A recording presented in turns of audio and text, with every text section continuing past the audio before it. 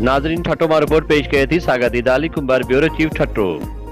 2010 जी आयल महाबो जे नतीजे में मुकम्मल तौर तबाह थियल दड़ो वाया बेलो ऐं सजावल रोड के कुछ वक्त एक गैर मुल्की कंपनी आला मयार मुताबिक तामीर करायो।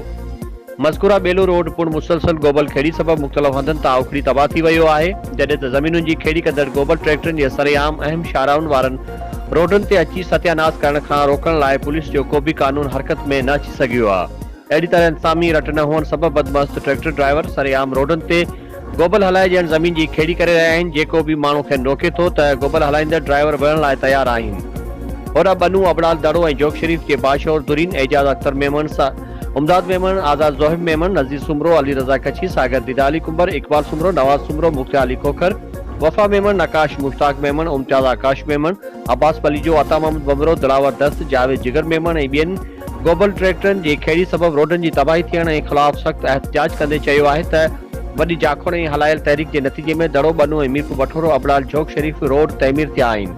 पर अफ़सोस इंसामी नाअहली सबब गोबल सरेआम रोडनि खे खेड़ी करे कटे तबाह करे रहिया आहिनि। हिननि सजावल जे ज़िले इंतज़ामिया खां मुतालबो कयो आहे त रोडनि जे हुफ़ात ऐं गोबल हलाईंदड़ अनासरनि ख़िलाफ़ सख़्त कानूनी कार्रवाई करण लाइ क़दम खंया वञनि।